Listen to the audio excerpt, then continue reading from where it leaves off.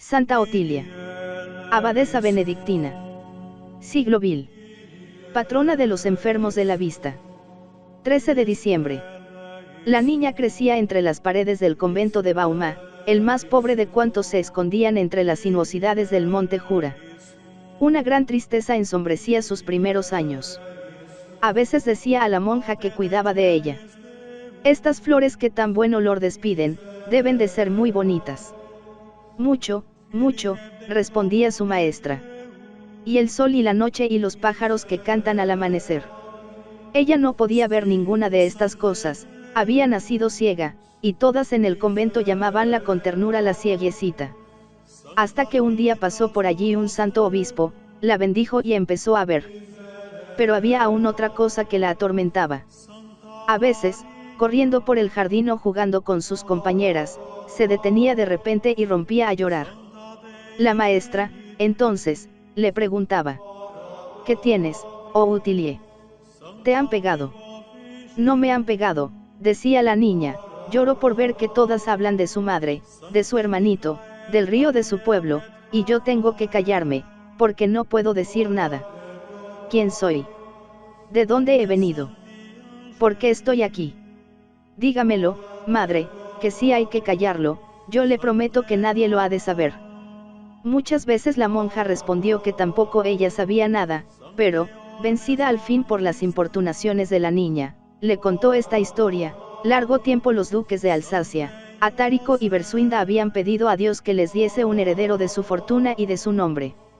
Bersuinda era una mujer piadosa, caritativa y temerosa de Dios. Atárico representaba el tipo del primitivo sicambro, que, aunque bautizado, conservaba su naturaleza selvática.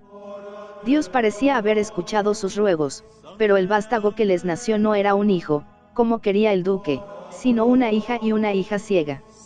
Su desesperación, su vergüenza fue tal, que la madre creyó necesario encerrar a la niña en un monasterio lejano para librarla de la ira de su marido. Atárico ya no volvió a preguntar por ella. Este relato causó en el ánimo de la colegiala tristeza y alegría al mismo tiempo. Desde entonces, su pensamiento volaba con frecuencia hacia el Alto de Oenburg, donde estaba el castillo familiar, y no perdía ningún medio para saber noticias de los que le habitaban. A la alberguería del monasterio llegaban muchos mendigos, que algunos días antes habían recibido limosna de manos de la duquesa. ¿Con qué venís de Oenburg?, preguntaba la niña. Sí, allí me dieron esta capa que me cubre de las nieves. ¿Y qué decís de nuestros señores los duques?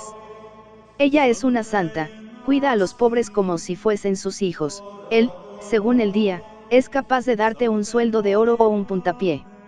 Le cuentan muy valiente en la guerra, pero tiene violencias de fiera salvaje.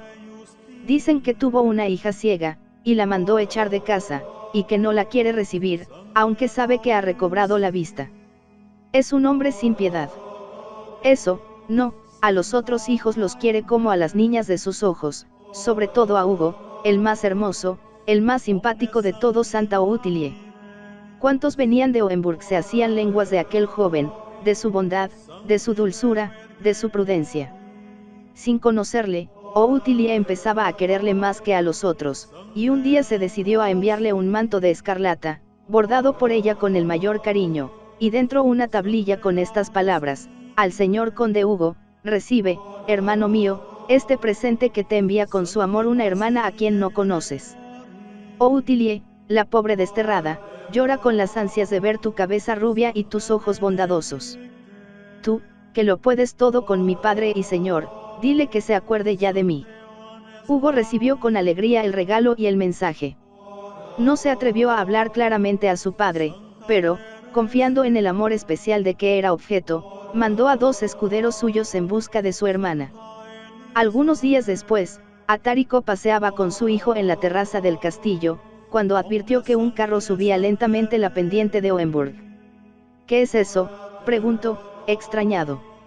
Es vuestra hija Otilie, respondió el mancebo. Soy yo quien la he mandado venir, seguro de vuestra bondad. No, no es mi hija, y tú tampoco llevas mi sangre, rugió el feroz austrasiano, dejando caer su bastón sobre Hugo, con tal violencia, que le hizo rodar por el suelo. Inútil decir que la muchacha fue recibida de mala gana. Su padre rehusó verla, y solo las súplicas reiteradas de Hugo pudieron hacer que se quedase entre la servidumbre del castillo, bajo la vigilancia de una vieja y santa irlandesa que en él vivía. Comía con los siervos y los criados, lavaba la ropa blanca, trasteaba en la cocina, ayudaba a su madre a repartir el pan a los pobres y pasaba largas horas en la capilla rezando y llorando. Cuando había convidados, ella estaba encargada de servirles el vino chispeante de Borgoña en vasos de oro. Todos admiraban su dulzura, su gracia y gentileza, y los elogios que de ella se hacían empezaban a ablandar la dureza de Atárico. Cuando alguno caía enfermo en el castillo, era imposible arrancarla de su cabecera, ella le asistía, le velaba y le cuidaba como la más dulce madrecita. Atárico se sentía ya contento de su hija y admirado de tanta virtud.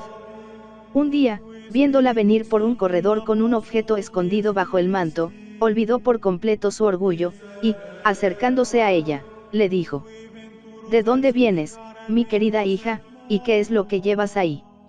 «Señor», respondió ella, deteniéndose respetuosamente y bajando los ojos con timidez, «llevo un poco de harina para hacer unas tortas a los pobres». «No tengas miedo», replicó el duque, «hasta ahora has vivido aquí como una extraña, pero esto ha terminado, tu humildad ha vencido». Esto debió de suceder alrededor del 666. Este año fue decisivo en la vida de Atárico. En un monasterio de Alsacia, llamado Grandval, vivía el santo abad Germán, con quien el duque Atárico estaba en continua querella. Un día el duque reunió un escuadrón de alemanes y le llevó en dirección a Grandval. Al saber esta noticia, el abad, tomando las reliquias de los santos y los evangelios, salió al encuentro del magnate. «Enemigo de Dios», le dijo, «¿cómo te atreves a convertirte en perseguidor de los santos?». Conmovido por este acento de autoridad, el duque se arrepintió de lo hecho, pero era tarde, su tropa se había derramado por el valle, incendiando y saqueando. El mismo abad Germán, alcanzado por una flecha, cae a las puertas del monasterio. Desde entonces cambia la vida de Atárico, su carácter se suaviza, protege a la iglesia, funda monasterios, y el perseguidor de los santos se convierte en su favorecedor más espléndido. Un momento se irrita cuando Outilie le anuncia que quiere hacerse monja, pues ya no podía separarse de ella, pero termina entregándole su castillo de Wenurd para que haga de él un monasterio. 667. Emprende luego lejanas expediciones guerreras, pero vuelve triste, viejo, humillado, vencido. Ebroino, el mayordomo del palacio franco, el enemigo de su casa, le ha deshecho en el campo, le ha despojado de sus tierras de Borgoña y ha llenado su nombre de oprobio. En aquella hora angustiosa, su dulce cieguecita, le consuela, le fortifica, recoge su postrer aliento y reza y llora por él, llora tanto, que no puede comer ni dormir, hasta que un mensajero divino entra en su celda y le dice: «Outilie, la amada de Dios, alégrate ya, porque has obtenido el perdón de tu padre». Desde entonces, ya tranquila, puede entregarse por completo a los arrebatos de la oración y a su amor apasionado por los pobres. Después de 14 siglos, la Virgen prudente y humilde, a quien Alsacia llama su patrona, reina todavía en las alturas del viejo Hohenburg, dominando uno de los más bellos paisajes de las orillas del Rin. Los ciegos suben allí para implorar la intercesión de la hermosa cieguecita, los pobres, a pedir un destello de su compasivo corazón, y todos los que sufren, a buscar una fuente de consuelo y de alegría. Y mientras las gentes rezan recogidas y temblorosas, de aquellos ojos iluminados por el milagro brotan raudales de luz y de bendiciones.